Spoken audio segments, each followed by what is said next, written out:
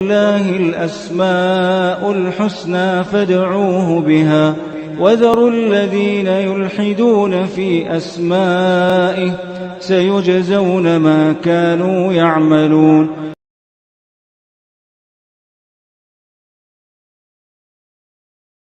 سبحانہ و تعالیٰ کی اسماء حسنہ، اس کی صفات علیاء سے متعلق آج انشاءاللہ اللہ رب العالمین کا ایک عظیم نام اللطیف یا اس کی صفت اللطف، اس سے متعلق انشاءاللہ پڑھیں گے. آج کی اس نشست میں اللہ سبحانہ و تعالیٰ کا یہ جو نام ہے اللطیف، عربی زبان میں اللطیف اس کا معنی کیا ہے، اور اللہ سبحانہ و تعالیٰ کے لیے جب اللطیف کہتے ہیں تو اس میں کتنی معانی آتی ہیں، اور قرآن مجید اور احادیث مبارکہ سے اللطیف اسم کے لیے کچھ دلائل، وہ آج کے درس کی آج کے درس سے متعلق یہ باتیں رہیں گے انشاءاللہ باذن اللہ تعالی. آنے والی نشست میں اللہ سبحانہ و تعالیٰ کا یہ جو نام ہے اللطیف، اس کا ہماری زندگی سے کیسے لگاؤ اور تعلق ہو اور اثر کیسے ہو ہماری زندگی میں، وہ میں کچھ مثالیں آپ کو دوں گا انشاءاللہ. اللہ سبحانہ و تعالیٰ کا جو نام ہے اللطیف، میں یہ اس لیے بتا رہا ہوں تاکہ ایک شعور سے اس بات کو سمجھے، خصوصاً جو لوگ مشاہدین ہیں اور بعد میں یوٹیوب کے ذریعے سے دیکھیں گے کہ ہماری پوری شریعت مطہرہ عربی زبان میں ہے. ایک ایک کلمہ، ایک ایک لفظ عربی زبان کا ہے، تو اس کو یہ جاننا چاہیے بحیثیت ایک طالب علم کہ عربی زبان میں اس کا معنی کیا ہے. پھر یہ چونکہ عربی زبان کے اکثر الفاظ جو قرآن مجید میں ہیں، وہ قرآن مجید میں عربی زبان کے عام معنی میں بھی ہیں اور ایک اصطلاحی معنی میں بھی ہیں. اس کے لیے میں آپ کو یہ بات بتا رہا ہوں. تو عربی زبان میں اللطف، اس کا معنی میں آپ کو بتاتا ہوں. اللطف یعنی اللام والطاء اور والفاء، سے حرف، 3 حرف ہیں اس میں، اللام والطاء والفاء.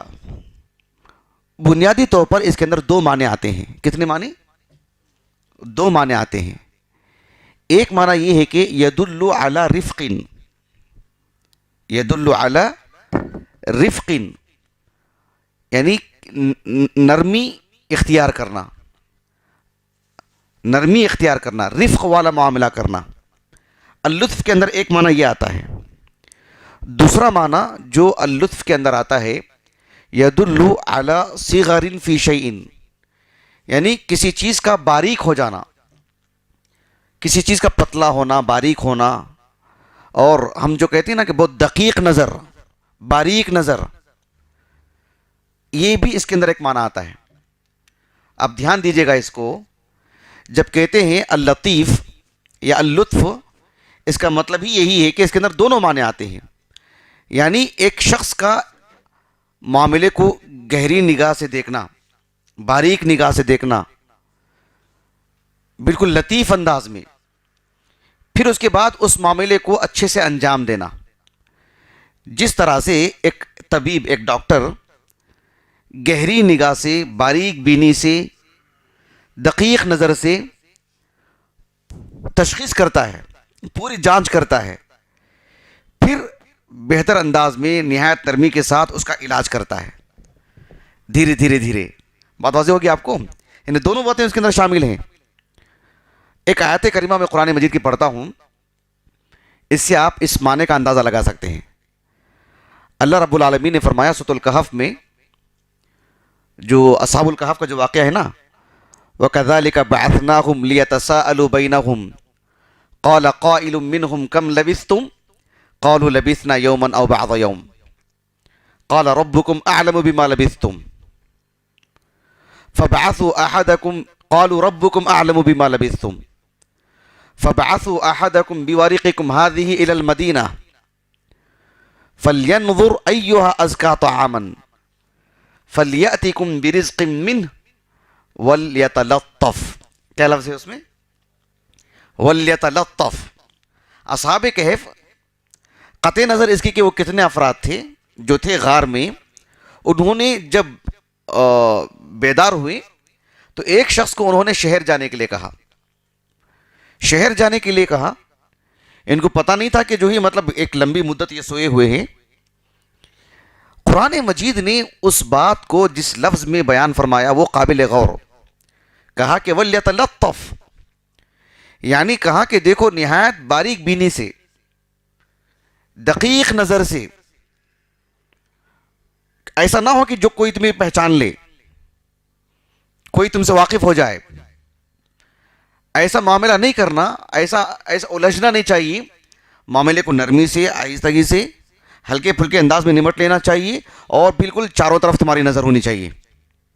دیکھ رہے ہیں آپ اس لفظ کے اندر دونوں معنی کیسے آ رہے ہیں، وَلْيَتَلَطَّفْ وَلَا يُشْعِرَنَّ بِكُمْ أَحَدًا، یعنی اللطف کا میں نے آپ کو لغوی معنی بتایا۔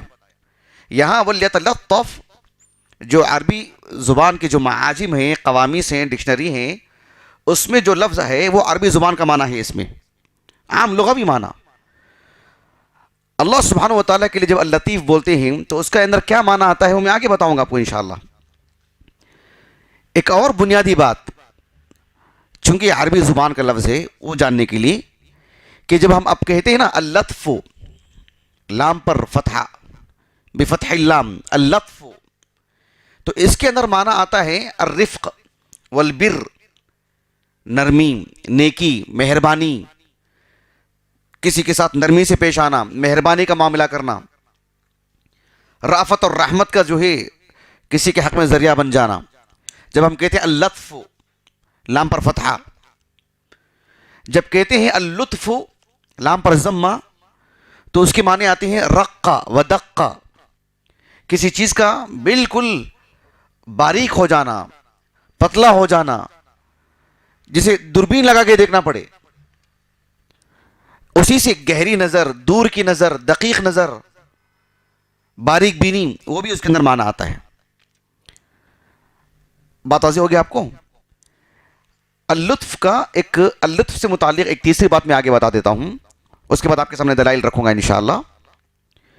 وہ یہ ہے کہ جب ہم کہتے ہیں لطف اللہ بک، دھیان دیجئے گا آپ اور عربی زبان کی وسعت دیکھیے، آج یہ سمجھیں گے تو انشاءاللہ آنے والے درس میں جو بات میں آپ کے سامنے رکھوں گا یوسف علیہ السلام کے قصے سے، وہاں آپ کو یہ فرق نظر آئے گا۔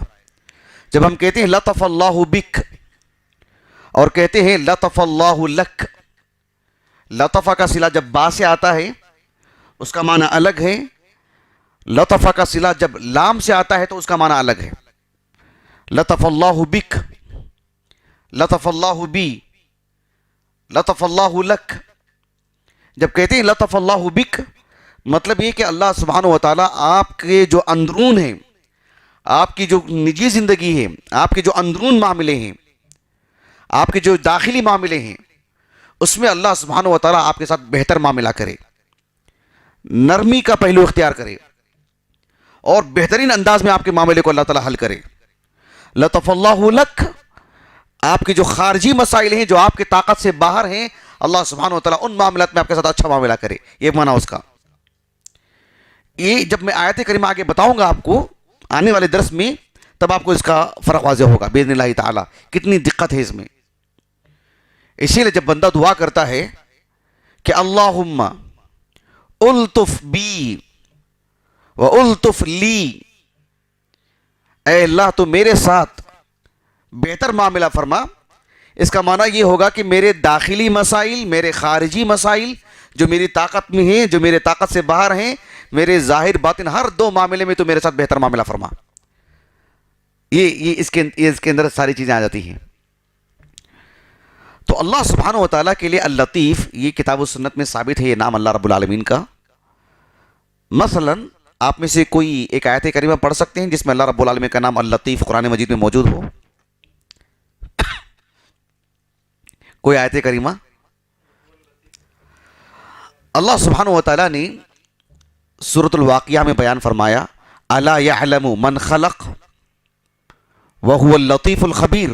ابھی تو بس میں نے آپ کو صرف دلیل دی ہے، لیکن اس آیت کریمہ میں اللہ نے لطیف کا جو نام اپنا ذکر فرمایا، کتنی مناسبت ہے اس میں اس کا ہماری زندگی سے کتنا تعلق بنتا ہے اور کتنی ہمت اور قوت ملتی ہے ہم کو اور کتنا حسن ظن پیدا ہوتا ہے اللہ رب العالمین سے متعلق، وہ آنے والے درس میں انشاءاللہ۔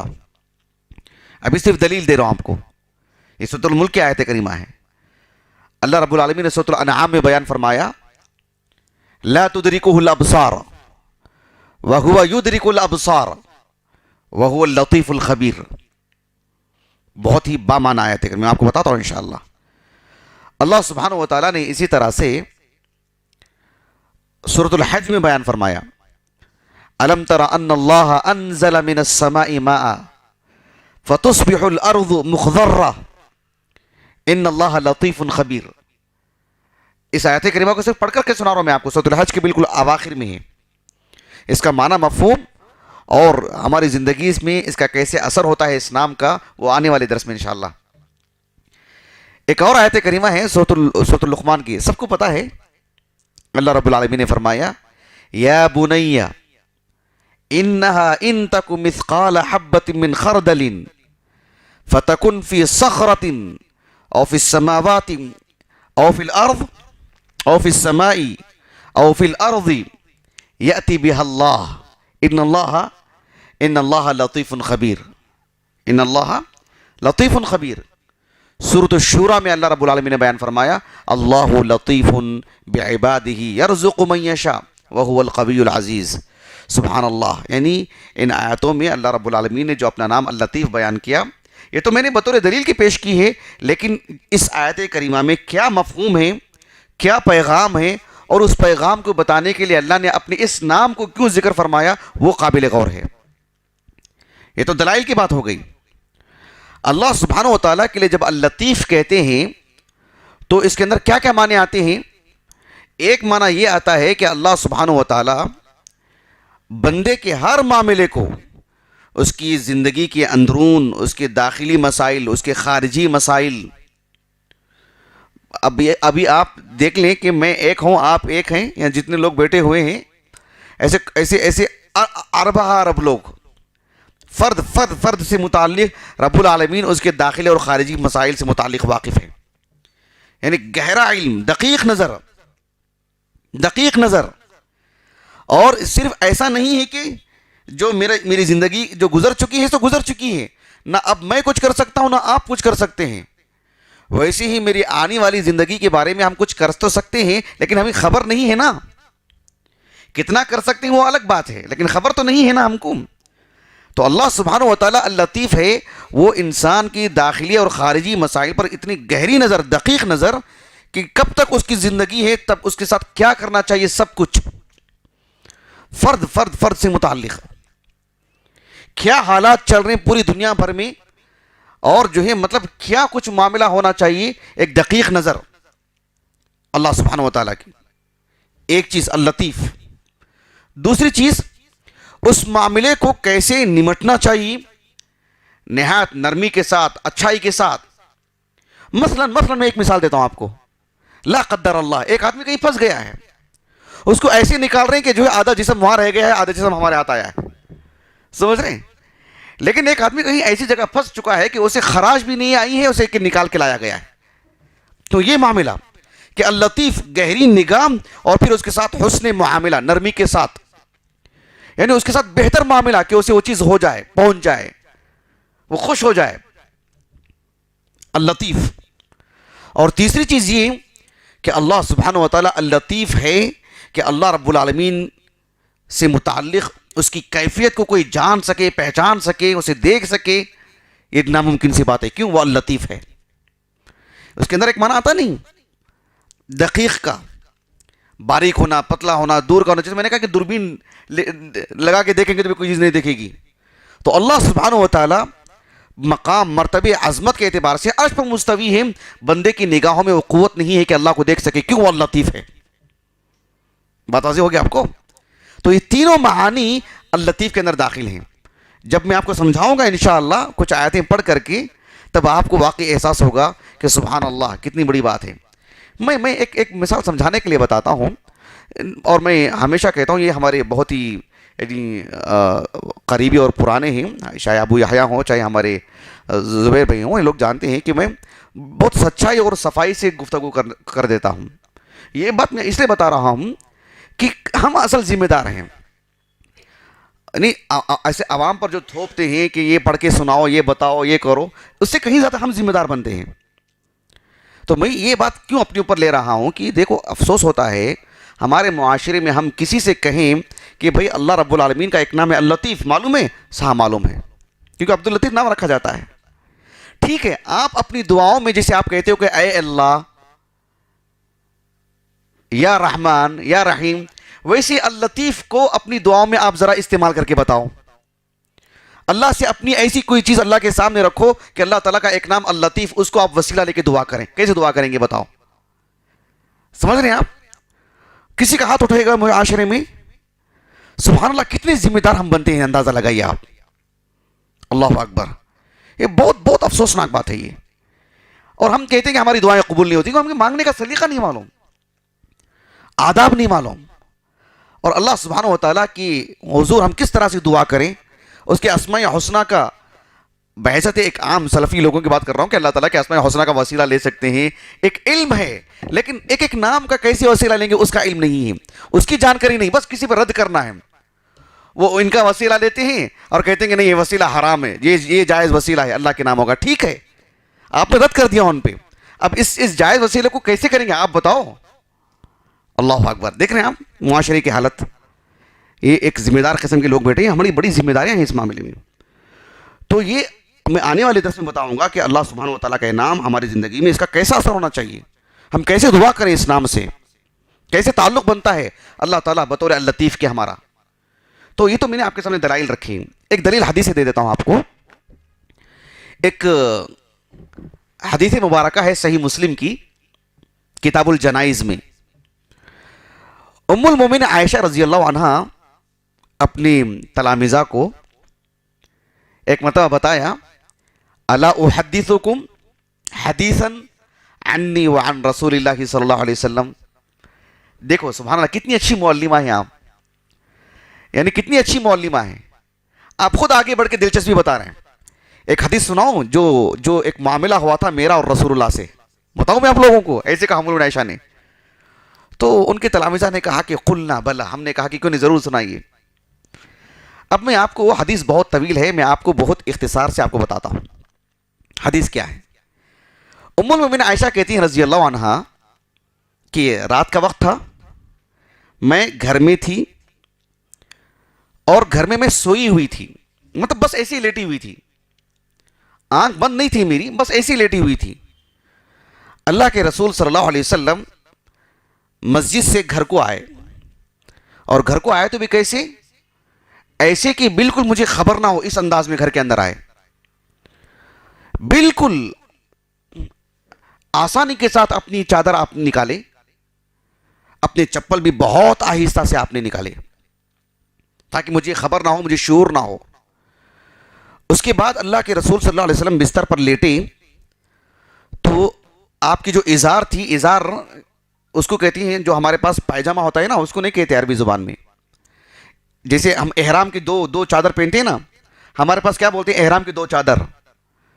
عربی زبان میں ایسا نہیں، عربی زبان میں ایسا نہیں، اس لیے کہہ رہا ہوں کہ وہ تو ان کا لباس تھا نا، عربوں کا لباس تھا نا. ہم تو ایک مخصوص ایام میں پہنتے ہیں، ان کا تو لباس تھا نا وہ.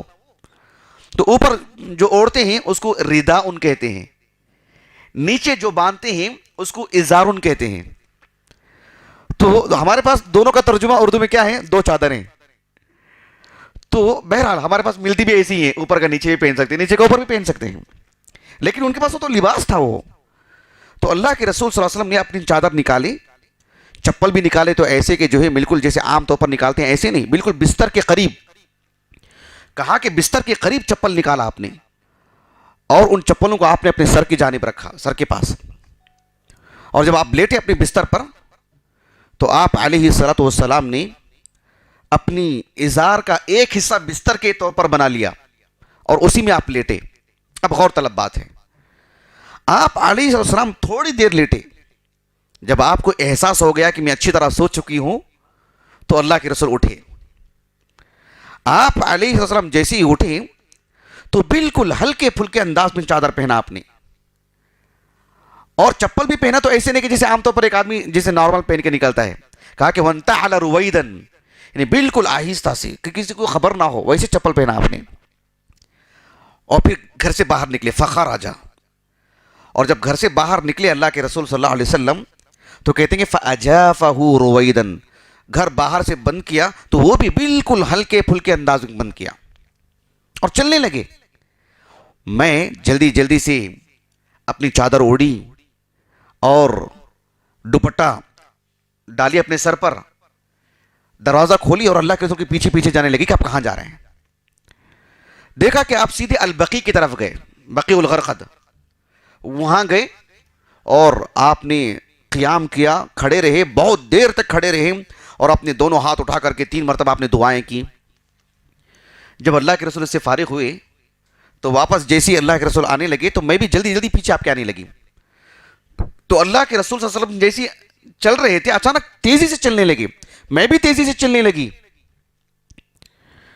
اچانک آپ صلی اللہ علیہ وسلم کچھ دوڑنے لگے تو میں اللہ کے رسول سے دوڑتے ہوئے جلدی گھر کو آئی اور آ کر کے بستر پر سو گئی. میں اس کے بعد اللہ کے رسول گھر میں آئے.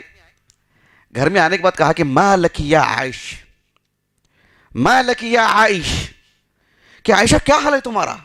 حاشین رابیتن، سانس پھول رہی ہے تمہاری، اتنی ہانپ رہی ہے تم، کیا ہوا تم کو؟ کہا کہ میں نے کہا کہ اللہ کے رسول لا شیء، کچھ نہیں سب ٹھیک ہے. تو اللہ کے رسول نے ان سے کہا لتخبرینی او لیخبرنی العلیم الخبیر، لیخبرنی العلیم الخبیر، تم مجھے صاف صاف خبر دے دو گی یا جو اللطیف الخبیر ہے وہ مجھے خبر دے گا بھی. یعنی یہاں باتیں بہت ساری ہیں. ایک بات یہ ہے کہ اللہ کے رسول علیہ السلام لوگوں میں اللہ کے بارے میں سب سے زیادہ معرفت رکھنے والے. آپ کی زبان سے یہی 2 نام کیوں نکلے؟ قابل غور بات. اس کو ہم ہلکے پھلکے انداز میں نہیں لے سکتے. اللہ تعالیٰ کے کچھ 2 نام لے لیے نہیں. لتخبرینی، تم مجھے صاف صاف بتا دو، او لیخبرنی العلیم الخبیر، یا پھر وہ مجھے خبر دے گا وہی کے ذریعے سے جو اللطیف ہے، جو نہایت باریکی سے تمہارے معاملے سے باخبر ہے. الخبیر، وہ مجھے خبر دے گا. ام المومنین عائشہ رضی اللہ عنہا کہتی ہیں کہ دیکھو اللہ تعالیٰ تو ہر چیز سے واقف ہے، میں صاف صاف بتا دیتی ہوں. کیا بات ہے. آپ جب یہاں سے نکلے نا تو میں سمجھی کہ آپ اپنے جو دیگر بیویاں ہیں ان میں سے کسی کے پاس جانے والے ہیں. اللہ کے رسول نے کہا اب مجھے بتاؤ کیا اللہ تعالیٰ تمہارے ساتھ ظلم کرے گا؟ کیا اللہ کے رسول تمہارے ساتھ ظلم کریں گے؟ یعنی اللہ تعالیٰ کسی کے ساتھ ظلم کرتا ہے کیا؟ میں اللہ کا سچا رسول ہوں، میں ظلم کروں گا تمہارے ساتھ؟ تمہارا حق کسی کو دوں گا میں؟ بات یہ ہے کہ جب میں گھر سے مسجد سے گھر آیا نا، میں اس وقت کیا ہوا، جبرائیل نے مجھے سلام کیا اور مجھ سے کہا کہ اس معاملے کو عائشہ کو خبر نہیں ہونی چاہیے. کیوں؟ وہ اندر نہیں آ سکتے تھے گھر کے جبرائیل، اس لیے کہ آپ کپڑے اتار چکی تھی، وہ اندر نہیں آ سکتے تھے. اور مجھ سے کہا کہ جو ہے اس کی خبر نہ ہو آپ کو. اور میں نے بھی ان کے سلام کا جواب دیا اور میں آپ سے چھپا کے رکھا، مخفی رکھا. اور میں ایسا کیوں کیا میں کہ آہستہ سے اپنی چادر نکالا، جو تم دیکھ رہی تھی مجھے وہ اللہ کے خبر نہیں. میں ایسا کیوں کیا جو اپنی چادر آہستہ سے نکالا، چپل آہستہ سے نکالا اور لیٹ چکا تھا یہ دیکھنے کے لیے کہ تم اچھی طرح سو چکی ہوں. پھر میں آہستہ سے چادر پہنا، بالکل آہستہ سے میں نے چپل پہنا اور باہر نکلا تو باہر سے دروازہ بھی ایسے بند کیا جسے آپ کو خبر نہ ہو، اس لیے کہ مجھے لگا کہ تم اچھی طرح سو چکی ہو اور مجھے وحی کے ذریعے سے بتایا جا چکا ہے کہ ابھی مجھے بقیع الغرقد جانا ہے مجھے، اور تم اچانک بیدار ہو جاؤ تو وحشت محسوس کرو گی، تم ڈر جاؤ گی تم کہ میں اکیلی ہوں، اللہ کے رسول کہاں ہے؟ نہیں ہے. تمہارے لیے یہ لحاظ کرتے ہوئے میں ایسے کیا. اللہ اکبر.